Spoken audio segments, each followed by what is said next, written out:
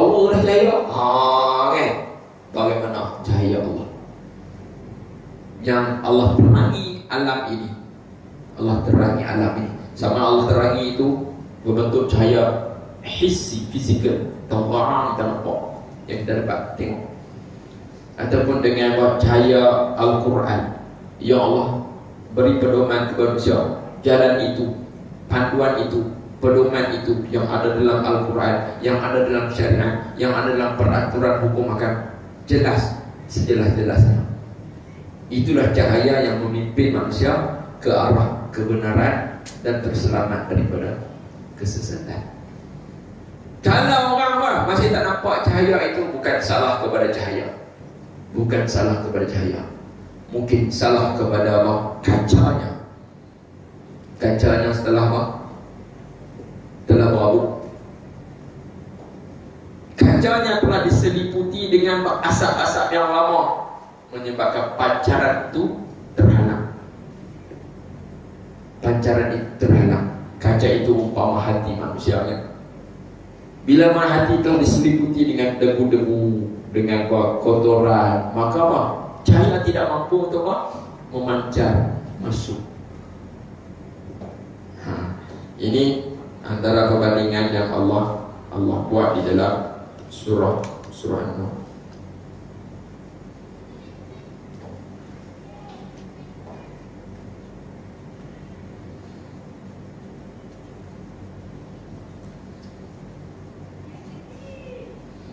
Kemudian Allah sebut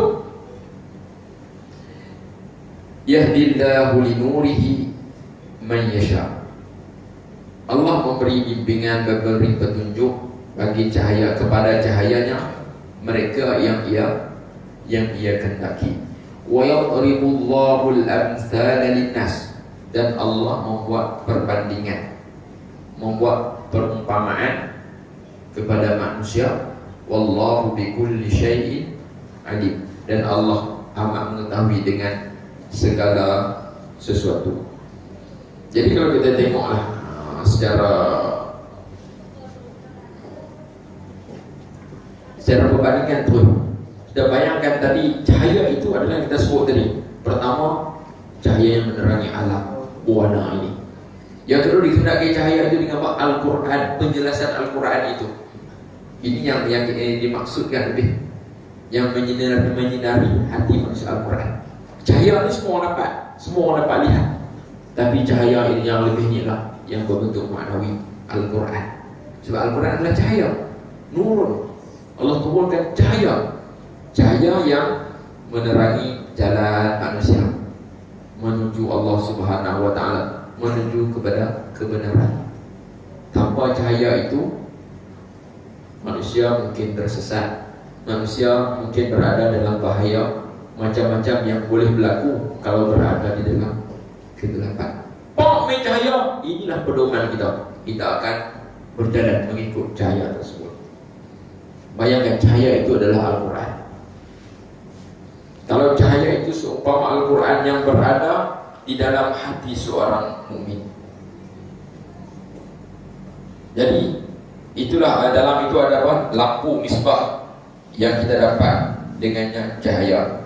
Maka Al-Quran dengan lampu tersebut akan memancarkan cahayanya, dan dengan cahaya itu manusia mendapat pedoman. Begitu juga Al-Quran, dengan Al-Quran manusia akan mendapat pedoman, mendapat bimbingan, mendapat panduan. Lalu misbah itulah Al-Quran. Misbah itulah Al-Quran, lampu tengah cahaya itulah Al-Quran. Kemudian cahaya itu, kaca itu adalah hati manusia. Kaca itu laksana hati manusia. Kalau hati kita bersih elok, berkilat elok, maka cahaya daripada Al-Quran itu dapat bersinar dengan lebih cemerlang. Kalau kaca tersebut kotor, berabuk, sinaran daripada misbah, daripada lampu, daripada Al-Quran itu tidak mampu berkembang cahayanya. Jadi kita mesti sentiasa menjaga kaca tersebut supaya dia sentiasa bersih. Perlu sentiasa dilap Kalau ada kotoran, bersihkan. Dan kita cuba menjaga dia daripada dia terkena habuk-habuk ataupun terkena kotoran-kotoran yang menyebabkan kaca tersebut hilang sinarnya, menghalang sinar ke dalam supaya keluar.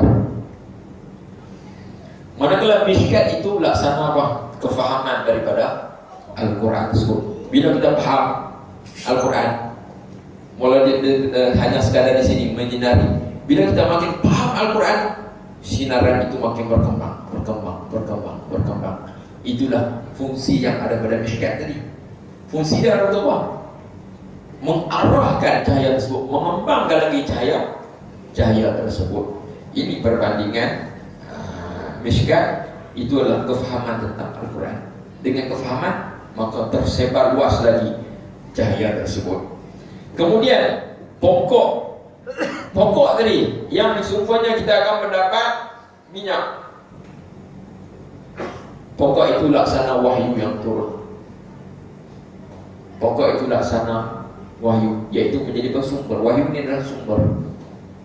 Maka pokok itu sumber kepada cahaya, sumber kepada apa? Hati yang bersinar. Quran inilah daripada wahyu ilahi.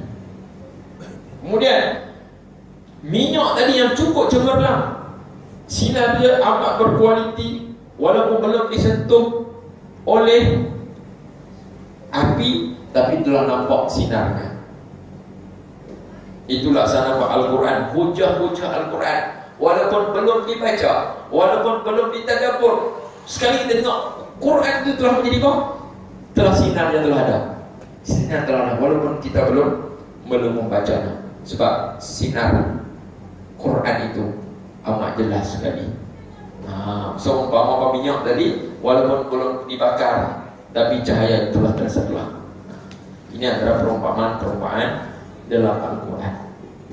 Boleh kita tengok, oh begitu hebat sekali bahasa yang Quran kuno. Ayat itu sudah kita baca. Dan Allahu nurus samawati wal ardh, mathalu nurihi kamishkatin fiha misbah, al-misbahu fi zujajah, az-zujajatu ka'annaha kawkabun durriyyun يوقد من شجرة مباركة زيتونة لا شرقية ولا غربية يكاد زيتها يضيء ولو لم تمسسه نار نور على نور, cahaya yang berganda-ganda. Yahdillahu li nurihi man yasha. Allah akan memberi pedoman, memberi hidayah, memberi petunjuk kepada cahayanya itu mereka yang Dia kehendaki. Kita mohon kepada Allah supaya Allah beri kita juga untuk mendapat menuju kepada cahayanya. Itu Al-Quran tadi. Itu iman yang memenuhi, tersimpan di dalam lubuk hati. Kemudian Allah membuat perumpamaan kepada manusia. Itu perumpamaan tadi. Dalam ayat surah Al-Baqarah Allah sebut, innallaha la yastahi ay yadriba mathalan ma ba'udatan fama fawqa.